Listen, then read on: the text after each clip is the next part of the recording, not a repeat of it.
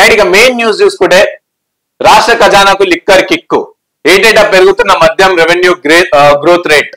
రాష్ట్రం ఏర్పడినప్పటి నుంచి సగటున 15% హైక్.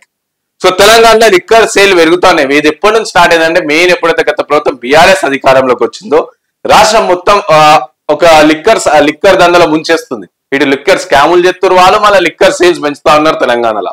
రైట్, సో ఇట్లానే అంటే ప్రభుత్వ ఖజానా ఏదైతే బడ్జెట్ పెట్టారో అందులో కూడా మెయిన్ గా చూసుకుంటే చాలా వరకు ఖజానా రావాలంటే మెయిన్ మద్యం అమ్మాల్సింది. తెలంగాణ మద్యం అమ్మాలి, ప్రజల్ని మధ్య బానిసలు చేయాలి, వాళ్ళని హాస్పిటల్ పంపాలి, హాస్పిటల్ ఖర్చులు పెంచాలి, ప్రభుత్వ హాస్పిటల్ డెవలప్ చేయొద్దు. సో ఇదే నడుస్తుంది మెయిన్ చూసుకుంటే. సో ఇప్పుడు కూడా మళ్ళీ మద్యం అంటే ఈ ప్రభుత్వం వచ్చి బెల్ట్ షాపులు అన్ని బంద్ చేస్తా అని చెప్పి చాలా సందర్భాలు చెప్పింది. ఏది ఆ బెల్ట్ షాప్ మాట కూడా ఎత్తుతలేదు. అండ్ ఇంకోటి ఏంటంటే వైన్ షాప్స్ కి కూడా కొన్ని ట్యాక్సులు పెడతా అంటే కొన్ని రూల్స్ అండ్ రెగ్యులేషన్స్ పెడతా ఉన్నారు. ఏంటంటే లిక్కర్ సేల్స్ పెంచాలి అని చెప్పేసి టార్గెట్స్ పెంచుతా ఉన్నారు. సో వాళ్ళు టార్గెట్ పెంచితే మీద ఆటోమేటిక్ వాళ్ళు ఊర్లలో బెల్ట్ షాప్లు రెడీ చేస్తారు. సో దుకాణాలలో మీరు అమ్మూరి, మాకు వైన్ షాప్ లో మాకు ఇక్కడ పోలీసుల నుంచి ప్రెజర్ ఉంది, మాకు మీరు లిక్కర్ సేల్స్ పెంచాలంటే ఈ మధ్యాలని ఊర్లలో అమ్మాలి. సో ఊర్లలో దుకాణాలు పెట్టి ఇంకా అమ్మిపిస్తూ ఉంటారు. అది ఆగిన అందరూ ఇంత తెలుసుగా ఎంత అల్లకల్లోలం అవుతుందో పరిస్థితి. సో ఆ విధంగా కనిపిస్తుంది. ఈ ప్రభుత్వం కూడా అదే అంచనా పోతుంది. గత ప్రభుత్వం కూడా ఇదే చేసింది. ఈ ప్రభుత్వం కూడా రెవెన్యూ రావాలని చెప్పి ఈ ప్రభుత్వం కూడా సేమ్ అట్లనే చేస్తుంది. అదే తోవలో పోతుంది. సో 5 ఏళ్లలో ఆబ్కారీ ఆమ్దాని డబుల్. ఇది కేవలం ఎక్సైజ్ పన్నుతోనే, వ్యాట్ ద్వారా అదనంగా మరికొంత ఇన్కమ్. సో రాష్ట్ర ఆదాయం దాదాపు 20% దీని నుంచే. కరోనా సమయంలోనూ నాన్ స్టాప్. కాగ్ నివేదికతో కీలక విషయాలు వెల్లడి. అధికారుల అలసత్వం పైన సీరియస్. సో ఎట్లా వచ్చిందంటే 2017-18లో 9,421 కోట్ల ఆదాయం వచ్చింది. 2022-23లో 18,471 కోట్లకు ఆదాయం. సో 2023-24 ఇంకా రాలేదు కాబట్టి సో ఇది కూడా ఎలాగైనా ఈసారి కూడా 20 కోట్లకు పైన చేయాలి అని చెప్పి టార్గెట్. ఎందుకు చూసి డబుల్ ఎగ్దాం 9 అప్పుడు 9 crores అంటే ఇప్పుడు 18 crores అయిపోయింది. సో 9-9-18 ఇప్పుడు ఎలా 36 అయినా సరే ఆశ్చర్యం లేదు.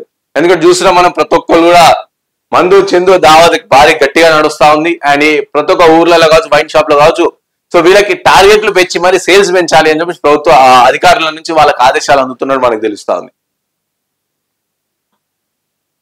రైట్, ఇక చూద్దాం. సో రాష్ట్ర ఖజానాకు లిక్కర్ ద్వారా ఆదాయం ఏటేటా పెరుగుతున్నది. రాష్ట్ర బడ్జెట్ సెట్ సొంత ఆదాయం అంటూ పెరుగుతున్నా కానీ వీటి వృద్ధి రేటు పోలిస్తే మద్యం నుంచి సమకూరే ఇన్కమ్ చాలా ఎక్కువ. రాష్ట్రంలో సొంత ఆదాయంలో దాదాపు 20% మద్యం వ్యాపారి నుంచే సమకూరుతున్నది. కరోనా సమయంలోనూ ఈ రంగం ఆదాయానికి దోకా లేదని కాగ్ రిపోర్ట్ తేల్చింది. రాష్ట్రం ఏర్పడినప్పటి నుంచి వృద్ధి రేటు సగటున 15% కన్నా ఎక్కువే నమోదవుతూ ఉన్నది. రాష్ట్ర స్వయ ఆదాయం 21-22 ఆర్థిక సంవత్సరంలో 61% చొప్పున పెరిగిన మద్యం ఆదాయం మాత్రం 85.56% నమోదు చేసినట్లు నిర్ధారించింది. ఇది కేవలం ఎక్సైజ్ పన్ను ద్వారా సమకూరే ఆదాయమే. దీనికి అదనంగా మద్యం మీద విధించే వ్యాట్ ద్వారా సైతం మరింత ఆదాయం అదనంగా సమకూరుతున్నది. అసెంబ్లీ బడ్జెట్ సమావేశాల్లో సందర్భంగా సమర్పించిన ఆడిట్ రిపోర్ట్ లో కాగ్ విషయాలు వెల్లడించింది. సో నార్మల్ లిక్కర్ సేల్ లోనే అదనంగా లిక్కర్ సేల్స్ లోనే చాలా వరకు అయితే డబ్బులు వస్తున్నాయి ఆదాయానికి. దీనికి సంబంధించి ఇంకా వ్యాట్, వాల్యూ యాడెడ్ ట్యాక్స్ ఏదైతే ఇస్తారో సో దానిపైన ఇంకా ఎక్కువ వస్తున్న పరిస్థితి కనిపిస్తుంది. సో కంప్లీట్ గా తెలంగాణలో మద్యంలో ముంచుతున్నారు. సో నేను ఇంటర్వ్యూ కూడా చేశామన్నమాట గాలి వినోద్ కుమార్ సార్ తో. అతను కూడా ఇప్పుడు గత ప్రభుత్వం ఎట్లుంది, ఈ ప్రభుత్వం ఎట్లుందంటే గత ప్రభుత్వం లిక్కర్ల నుంచి ముంచుకుంటే తీస్తుండే, ఈ ప్రభుత్వం లిక్కర్లనే ముంచుతుంది మన ప్రభుత్వ రాష్ట్రాన్ని అని చెప్పారు. అంటే పాత సారా సీజన్ నుంచి కొత్త సారా సీసాలో దిగినామని చెప్తారు. సేమ్ అదే పరిస్థితి కనిపిస్తా ఉంది. సో తెలంగాణలో కాంగ్రెస్ ప్రభుత్వం అధికారం కోసం బెల్ట్ షాప్లు తీసేస్తామని చెప్పేసి ఎంత గట్టిగా చెప్పారు. సో ఇప్పుడు ఆ దాఖలా లేడ కూడా కనిపిస్తలే. అండ్ మళ్ళీ మనం న్యూస్ గురించి మన రీసెంట్ గా బడ్జెట్ సమావేశంలో బడ్జెట్ పెట్టినప్పుడు కూడా చాలా ఆల్మోస్ట్ 50-60% ఆదాయం దీని నుంచి వస్తుంది. సో జిఎస్టీ, వ్యాట్, మైనింగ్, స్టాంపుల్ రిజిస్ట్రేషన్ లో మోటార్ వాహనాల పన్ను, నాన్ ట్యాక్స్ రెవెన్యూ ఇలా అనేక రూపాయల రాష్ట్ర ప్రభుత్వం ఆదాయానికి సమకూరుతున్నా వాటిలో సింహభాగం లిక్కర్ బిజినెస్ ద్వారానే వస్తుంది. ఏటేటా మద్యం వ్యాపారం ద్వారా వస్తున్న ఆదాయం మొత్తం చాలా ఎక్కువగానే ఉంది. సో ఇట్లా అనమాట. సో చాలా ఎక్కువ మద్యం వ్యాపారం జరుగుతా ఉంది రాష్ట్రంలో. సో రాష్ట్ర ప్రజలందరూ చాలా దీనిపైన చాలా వరకు ఆలోచించాల్సిన పరిస్థితి. ఎందుకంటే ఇటు మద్యం పెరుగుతున్నప్పుడు మద్యం బానిసలు ఎక్కువైతారు. మద్య బానిసలు ఎక్కువైతా ఉంటే కుటుంబాలన్నీ నాశనం అయిపోతా ఉంటాయి.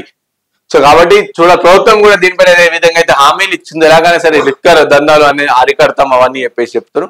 సో ఫస్ట్ దానిపైన ఆదాయం వస్తుంది అని చెప్పి దానిపైన ఎక్స్పెక్ట్ చేయకుండా ఉంటే మంచిది.